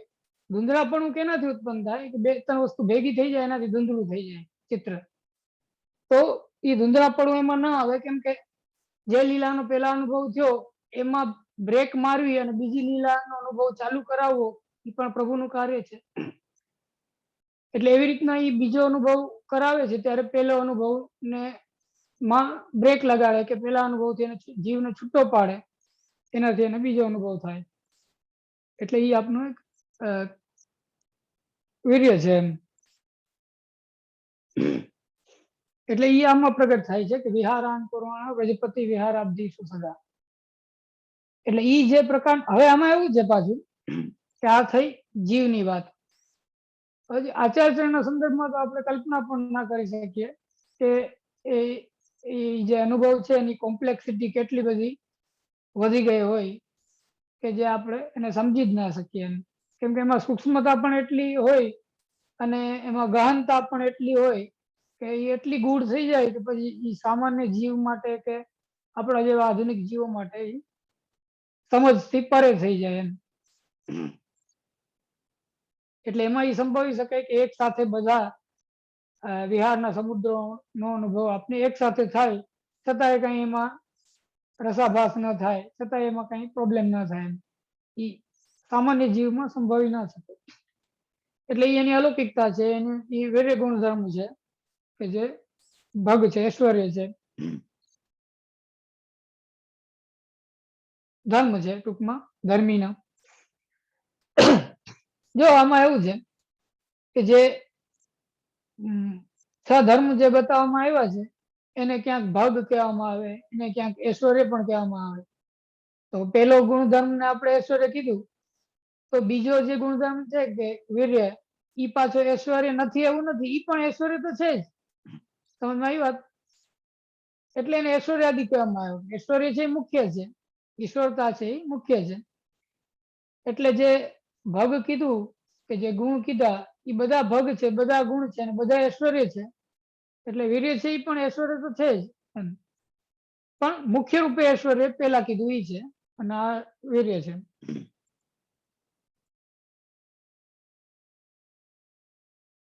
અને પ્રિયા ગોપી ભરતું જે આપને વિશેષણ આપવામાં આવ્યું એમાં આપનું યશ પ્રગટ કર્યો. યશ પ્રગટ કર્યો એટલે કે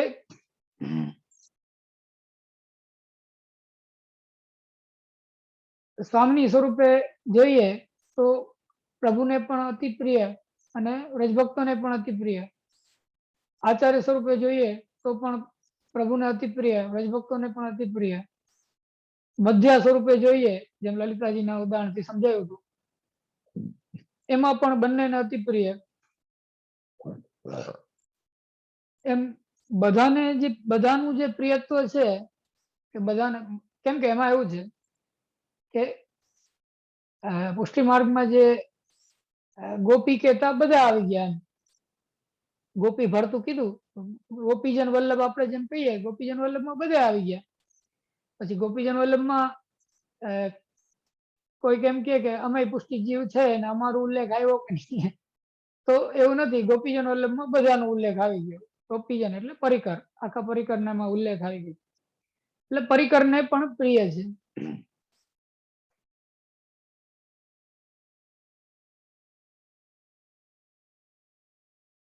એટલે બધાનું જે પ્રિયત્વ છે એ આપનો યશ ધર્મ છે યશ છે. એટલે ત્યાં અહીંયા જે શ્રી અમનાજીનું સામે બતાવવામાં આવ્યું અહીંયા ટીકામાં કે સંબંધ સંપાદક છે વિવિધ લીલામાં ઉપયોગી છે. એમના અષ્ટકની ટીકામાં તમે જોજો આ જ બધા શબ્દોનો પ્રયોગ છે. ક્ષણમપી અપરિહેય એટલે એમ કે ક્ષણ માત્ર પણ જેને ભગવાન છોડે નહીં એવું સ્વરૂપ છે એમ. અને આપના દ્વારા આ જે લીલા રસ્યનો અનુભવ થાય, આપના દ્વારા બધી લીલામાં ઉપયોગી છે કે બધી લીલામાં આપનો પ્રવેશ છે, કે બધી લીલા આપના દ્વારા અનુભૂત છે. જેમ શ્યામનાજી દ્વારા બધી લીલા અનુભૂત છે, એ રીતના આપના દ્વારા બધી લીલામાં પ્રવેશ છે.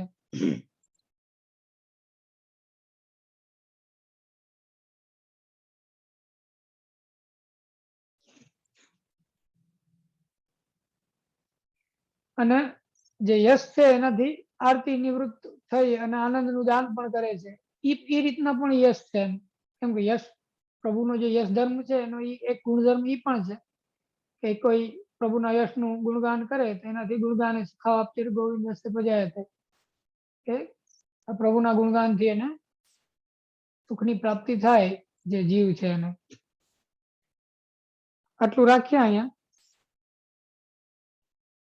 યશ સુધી રાખીએ, પછી આગળ વિવેચન ફરીથી મળીએ ત્યારે કરશું. કોઈને કંઈ પૂછવું હોય તો પૂછી શકે છે.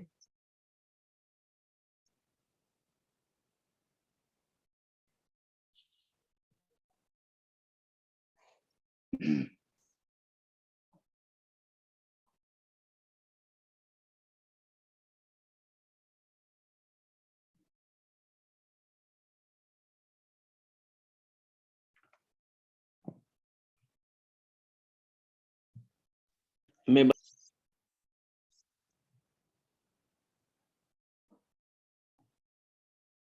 હલો. હા, બધાને મેં અનેબલ કર્યા છે. કોઈને ક્વેશ્ચન હોય તો અનમ્યુટ કરીને પૂછી શકે છે આપશ્રીને.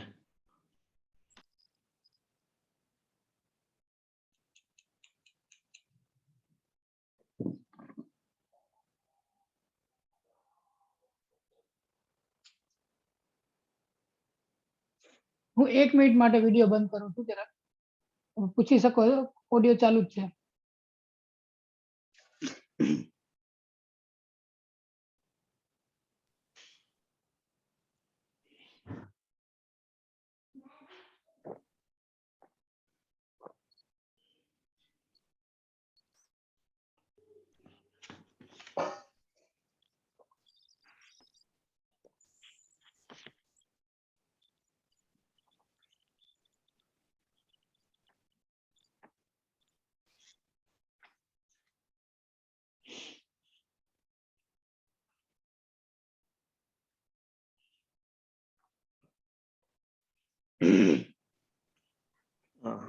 કોઈ હા, કોઈને કઈ પ્રશ્ન છે? જે હું એક પ્રશ્ન પૂછું આપને, જો વાંધો ના હોય.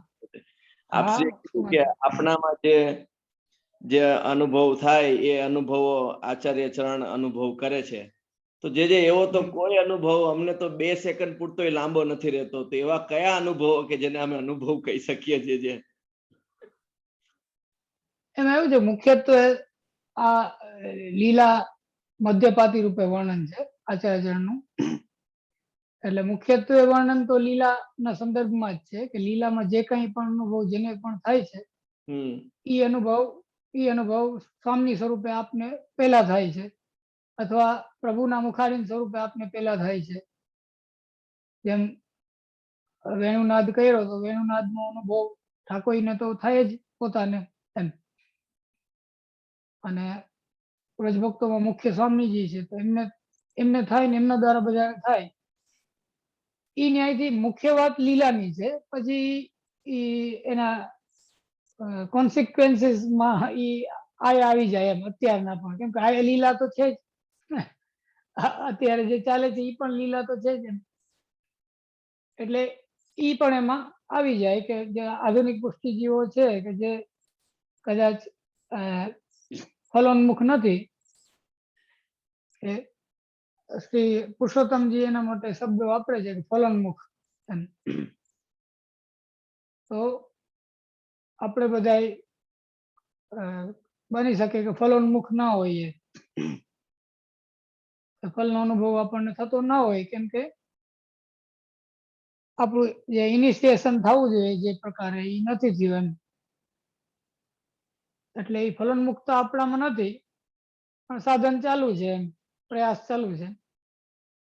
તો એવા ઓલામાં પણ ટૂંકમાં યત્કિંચિત જેટલું પણ કંઈ પણ અનુભવ થતો હોય એ આવે છે તો ત્યાંથી જ એમ, નકર તો થાય જ નહીં. અને કોઈને વિશેષ કંઈ થતો હોય તો એને જેટલો વિશેષ અનુભવ થાય એટલો વિશેષ અને આચાર્યનું સ્વરૂપ પણ સમજાતું જાય. એટલે ઓટોમેટિક એને ખબર પડે કે એમાંથી જ થાય છે, એમ નકર સંભવ નથી. જેમ આપશ્રી પોતે આજ્ઞા કરે છે આચાર્ય કે માતામ કૃપયા યાવત ભગવાન દેશતી તાવદ આનંદ સંદોહ કીર્તિમાન સુખાય. અને મહતામ કૃપયા યદ્વત કીર્તનમ સુખદમ સદા. હવે યદ્વત ને યાવત, એટલે યદ્વત એટલે જ્યાં સુધી અને યાવત એટલે જેટલું એમ. એટલે એ બંને વસ્તુ મહત દ્વારા, મહત ભગવદીય દ્વારા, મહત ભગવદીય તમે આચાર્ય નું આચાર્ય સ્વરૂપે જુઓ તો મહત ભગવદીય સ્વરૂપ છે, અને સ્વામી સ્વરૂપે જુઓ તો મુખ્ય ભક્ત છે. એમ અલગ અલગ સ્વરૂપે આપણે સમજી શકીએ. તો મહત સ્વરૂપ તો છે જ, કહેવાનો મતલબ એ છે. તો જે મહત સ્વરૂપ છે એમાં પોતે જ પોતાના મુખાવીને આજ્ઞા કરે છે કે જ્યાં સુધી મહત ભગવદીઓની કૃપા હોય એટલો જ, અને ત્યાં સુધી જ અનુભવ થાય, એનાથી વધારે અનુભવ એને ના થાય જીવને એમ. જે બે શબ્દ આપે કીધું હૃદયમાં જરા કેમ ભાવના થઈ કે હા હા બોલો. આપે શ્રી ગોખલે સ્વરૂપનું સુંદર વર્ણન કર્યું, અને ગોપી ગીતનું જે વેણુનાદનું કહ્યું કે ભગવાને વેણુનાદ કર્યો, ગોપીજનો બધાને જુદો જુદો જેવો જેનો ભાવ હતો એ રીતનો એના હૃદયની અંદર સ્વરૂપ પ્રગટ થયું. તેઓ અત્યારે અમારે માટે તો આપના વચનામૃત એ વૈષ્ણવ માટે વેણુનાદ જ છે. અને આજે આપ પણ હજારો ગામથી દૂરથી બોલી રહ્યા છો, અને બધા વૈષ્ણવના હૃદયની અંદર કઈ ને કઈ દરેકની જુદા જુદા જ ભાવ એમને જણાયા હશે. અને બીજું કે કોઈ એમ કહેતા હોય કે ભગવાન એક જ છે ને બધાના સ્વરૂપમાં, બધાના હૃદયમાં કેમ એક સાથે કરીએ કે, તો એ જો આવું વિજ્ઞાન જ કરી શકતું હોય તો પ્રભુ ના શું કરી શકે? વિજ્ઞાને આજે બધાને જુદા જુદા હૃદયમાં બધે હજારો ગાવ દૂર બેઠા બધા સાંભળે છે ને આપનું વચનામૃત નું વેણુનાદ નું રસપાન કરી તો પ્રભુ કેમ ના કરી શકે? એમ એમાં એવું છે કે આ જે વાણી છે મહાનુભાવોની, આપણા આચાર્યની, એ જ વેણુનાદ છે. એ વાત તમારી સાચી છે, એ વેણુનાદ જ છે. હવે એમાંથી જેટલો આપણે છાંટો ઉડે એટલો ભાગ્ય આપે. જે મારો પ્રશ્ન જે આપે પહેલેથી જ કીધું કે મહાપ્રભુજીનું સ્વરૂપ અને આપનો લીલાનો અનુભવ જે સમુદ્રનો સમૂહ છે, અને ત્યાં સુધી તો મતિ પહોંચે જ નહીં. જેવું જે આપ કહેતા હોય તો મારો પ્રશ્ન કેટલો મને છીછરો લાગ્યો કે જે મેં એવી રીતે પૂછ્યું છે. એટલે આપ અમને જોડે રાખજો છે, બાકી અમારો તો આમાં કઈ મેળ પડે એવો લાગતો નથી. પણ એમાં એવું છે ને ભાવેશ, આખા એ બધા અનેક સમુદ્ર કીધા, એક નથી અનેક સમુદ્ર, બધા અમૃત રૂપ છે. હવે અમૃત નો તો એક બૂંદ પડે, ઓલા ખાલી એક ઘૂંટડો પીધો હોય, ભગવાન એનું મસ્તક જુદું કરે તોય હજી અમર છે. તો આવા ભગવત નામ રૂપી અમૃત થી આપણે ભલે આપણો દેહ અસુરી હોય, ગમે હોય, પણ એ વચનામૃત એવા અમૃત રૂપ છે ને કે આપણો જીવનો ક્યારેય બગાડ નહીં થાય. એ વલ્લભ ની વાણી છે, અને પાછી વલ્લભ દ્વારા જ આપણે સાંભળી છે. એટલે જ આપણે કહી છે ને, જેના તેના મુખની કે ગમે એનું સાંભળવું નહીં. એટલા માટે તો આગ્રહ શિક્ષાપત્રમાં ઠેકાણા હોય કે જે વલ્લભના મુખની વાણી, વલ્લભને જે ગાયું એ જ એમના સ્વરૂપ દ્વારા એમના જ બાળકો આજે કહી રહ્યા છે આપણે. એટલે આપણે મન તો એ સાક્ષાત આપણા વેણુ નાદ જ છે. જે અમને પણ હાથ પકડી રાખજો, અમારો પણ જે શ્રી અમારો બધાનો હાથ પકડવા આચાર્ય મહાપ્રભુજી છે. આપણે તો અમારું કર્તવ્ય જે છે એ અમે બતાવવાનો પ્રયાસ કરીએ કે આચાર્ય ચરણ શું આજ્ઞા કરે છે. ઠાકોરજી મેઘ સ્વરૂપ, ઘનશ્યામ સ્વરૂપ કીધે, મહાપ્રભુજી નું સ્વરૂપ એ તો જેમ મેઘ ને કોઈ પ્રત્યે ભેદભાવ નથી, બધી જગ્યાએ સરખો જ વરસે. ઢોરા જંગલ ગામડું નદી નાળા બધે એમ વલ્લભની વાણી ને બાળકોનું સદાય બધા ઉપર અમી દ્રષ્ટિ સરખી જ હોય છે. એમાં કોઈ નાનો નથી, કોઈ મોટો નથી. ભેદ આપણને છે, એમને નથી. જય જય આપશ્રીના યુગલ ચરણા રવિમાં કોટાનું કોટી દંડવત પ્રણામ. અને આપશ્રીને એક વિનંતી, ખૂબ ખાસ એવી વિનંતી કે આપની જે ગૂઢ વાણી છે, જે ગૂઢ લીલા છે, એ અમારા જેવા વૈષ્ણવોને ફલિત થતું એ તો બહુ મોટું કહેવાય, પણ કઈક રઈના દાણા જેટલું પણ અમને જરાક રંચક સમજાય અને સમજાયા પછી અમે એનો અનુભવ કરીએ એવી વિનંતી આપને કરીએ છીએ. એટલે આપણા ચરણમાં એવી વિનંતી કે અમને એવો અનુભવ થાય, કે સમજાય. આપશ્રીની વાણી ગૂઢ લીલા છે, એ જે વાણી છે અમને એ સમજાય.